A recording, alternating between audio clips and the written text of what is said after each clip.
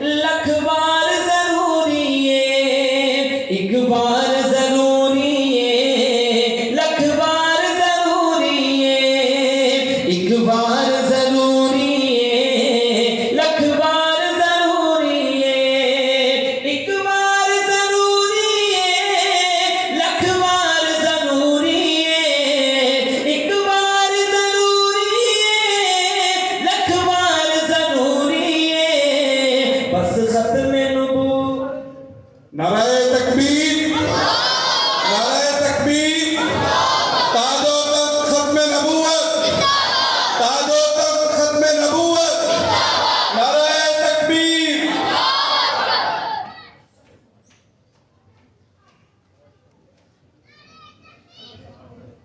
ابھی الحمدللہ آپ حضرات کے سامنے کثیر تعداد میں علماء کرام تشریف فرما ہیں۔ اسی دوران خطیب ابن خطیب مجاہد ختم نبوت جمعیت علماء اسلام کے جنرل سیکرٹری حضرت مولانا محمد امجد خان صاحب دامت برکاتہ العالیہ تشریف لائے۔ ان کے ساتھ علماء کونسل کے چیئرمین، سفیر امن، داعی امن حضرت مولانا زاہد محمود قاسمی صاحب دامت برکاتہ تشریف لائے۔ ہم تمام دل کی اتھا گہرائیوں سے اپنے مہمانوں کا شکریہ ادا کرتے ہیں۔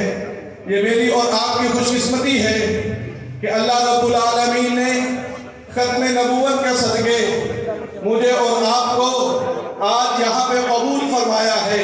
خدا کی قسم آج ہم اللہ کے گھر میں بیٹھے ہیں، اللہ نے یہ فضل فرمایا کہ مجھے اور آپ کو اپنے گھر میں بلایا، پھر اپنے پیارے محبوب صلی اللہ علیہ وسلم کی مبارک نسبت کی وجہ سے ہم جمع ہیں۔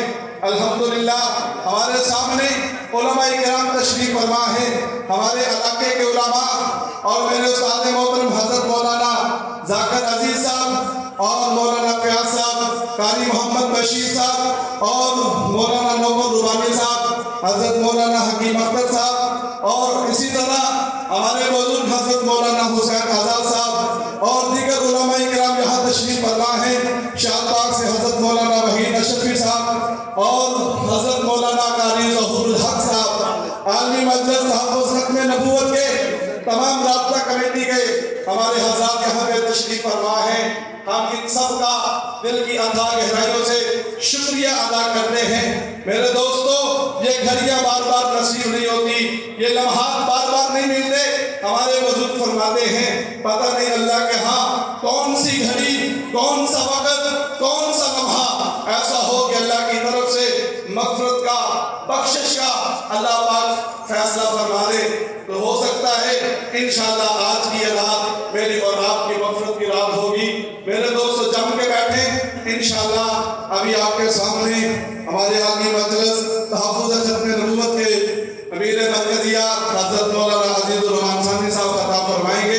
میں ان کی خدمت ایک قسم گزارش کرتا ہوں کہ وہ ختم نبوت کے عنوان پر ہم سب کی جو ذمہ داریاں ہیں ہمیں ان سے آگاہ فرمائیں۔ حضرت مولانا عزیز الرحمان ثانی صاحب۔